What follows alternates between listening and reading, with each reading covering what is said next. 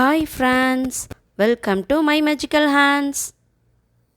இன்னைக்கு நம்ம சேனல்ல ஓணம் ஸ்பெஷல் கேரளா ஸ்வீட் அடப்பிரதமன் எப்படி செய்யறதுன்றதை பார்க்கலாம். வாங்க வீடியோக்குள்ள போகலாம். அடப்பிரதமன் செய்யறதுக்கு தேவையான பொருள் என்னென்னு பார்க்கலாம். இந்த மாதிரி ரைஸ் அடன்னு சொல்லிட்டு கடையில் உங்களுக்கு கிடைக்கும்.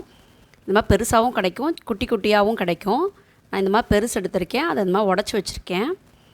இந்த மாதிரி உடச்சி வச்ச அடை வந்து 3/4 கப் எடுத்திருக்கேன். அப்ராக்சிமேட்டாக 100 கிராம் இருக்கும். தேங்காய் துருவுனது 1 கப் எடுத்திருக்கேன். தேங்காய் கார்னிஷ் பண்ணுறதுக்காக கொஞ்சமாக எடுத்திருக்கேன். கொஞ்சம் முந்திரி, 1/4 டீஸ்பூன் ஏலக்காய் பொடி, 1 டீஸ்பூன் நெய், சும்மா ஒரு 2 பிஞ்ச் அளவுக்கு சுக்கு பொடி, வெல்லம் ஒரு 100 கிராம்லேருந்து 150 கிராம் வரைக்கும் எடுத்துக்கலாம். ஃபஸ்ட்டு இந்த அடையை வந்து நல்லா தண்ணி ஊற்றி அலசிட்டு ஒரு 10லேருந்து 15 நிமிஷம் வரைக்கும் ஊற வச்சுக்கலாம். இப்போ பாருங்கள், நான் ஒரு 15 நிமிஷம் ஊற வச்சுருக்கேன். ஒரு பாத்திரத்தில் ஒரு 8 கப் அளவுக்கு தண்ணி ஊற்றி நல்லா கொதிக்க விட்டுறலாம். அந்த அடையை வேக வைக்கிறதுக்காக தண்ணி நல்லா கொதித்ததுக்கப்புறம் நம்ம ஊற வச்ச அந்த ரைஸ் அடையை சேர்த்துக்கலாம். அது நல்லா தண்ணி கொதித்ததுக்கப்புறம் தான் சேர்க்கணும். நீங்கள் முன்னாடியே சேர்த்திங்கன்னா அடியில் போய் ஃபுல்லாக ஒட்டிடும். ஸோ தண்ணி நல்லா கொதித்ததுக்கப்புறம் சேருங்க. சேர்த்து இதை நல்லா வேக விடலாம். க்ளோஸ் பண்ண வேண்டாம், ஓப்பன் பேன்லேயே வேக விடலாம். இந்த ரைஸ் அடை வேகிறதுக்குள்ளேயும் நம்ம தேங்காய் பால் ரெடி பண்ணிக்கலாம். தேங்காய் பால் 3 தேங்காய் பால் எடுக்கணும். ஃபஸ்ட்டு முதல் பால் எடுக்க போகிறோம். இதுக்கு 1 கப் தேங்காய் துருவலுக்கு 1/2 கப் தண்ணி சேர்த்து நல்லா அரைச்சி எடுத்துக்கலாம்.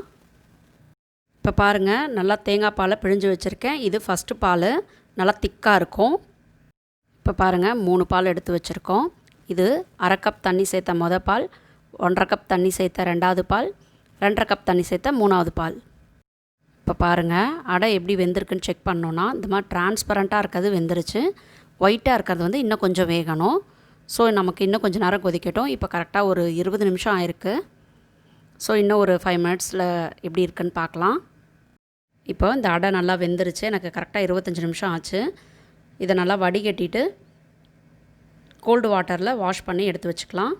நம்ம எடுத்து வச்சுருக்க வெல்லத்தை ஒரு பாத்திரத்தில் சேர்த்துக்கலாம். அதில் ஒரு 1/4 கப் தண்ணி ஊற்றி வெல்லத்தை நல்லா கரைச்சி எடுத்துக்கலாம். இது எதுக்காக பண்ணுறோன்னா, வெல்லத்தில் இருக்க தூசியெல்லாம் வந்து ரிமூவ் பண்ணுறதுக்காக தான் நம்ம இந்த மாதிரி பண்ணுறோம். அடுத்து ஒரு பாத்திரத்தில் நம்ம கரைச்சி வச்சுருக்க வெல்லத்தை வடிகட்டி எடுத்துக்கலாம்.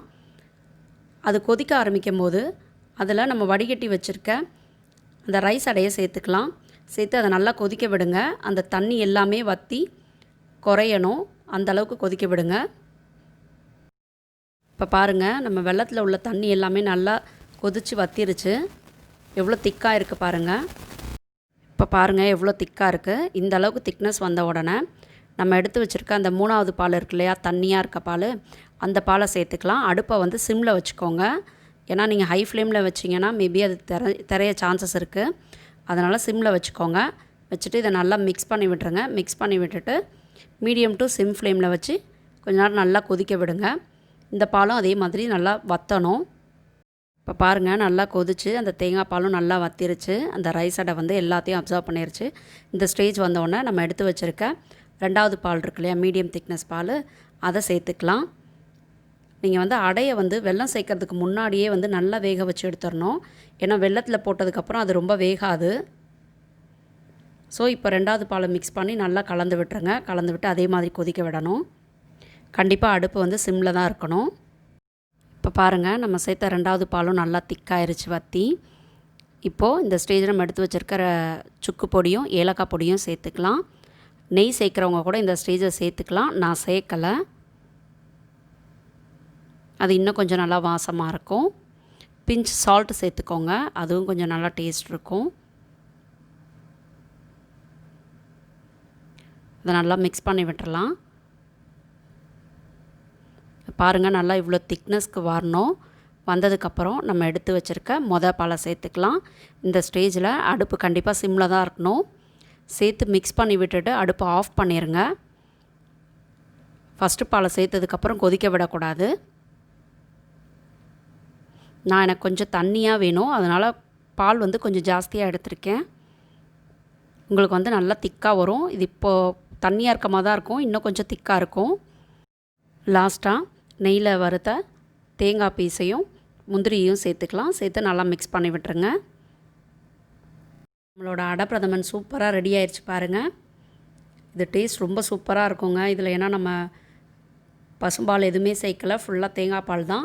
ஆனால் டேஸ்ட் ரொம்ப சூப்பராக இருக்கும். இதை நீங்களும் உங்கள் வீட்டில் ட்ரை பண்ணி பாருங்கள். இந்த வீடியோ உங்கள் எல்லாருக்கும் பிடிச்சிருக்கும்னு நினைக்கிறேன். இந்த வீடியோ பிடிச்சிருந்தா இந்த வீடியோவை லைக் பண்ணுங்கள், ஷேர் பண்ணுங்கள், மை மேஜிக்கல் ஆன்ஸை சப்ஸ்கிரைப் பண்ணுங்கள், பக்கத்தில் இருக்க பெல் ஐக்கானையும் அழுத்திடுங்க. ஆரோக்கிய உணவு, ஆனந்த வாழ்வு. பாய் பாய்.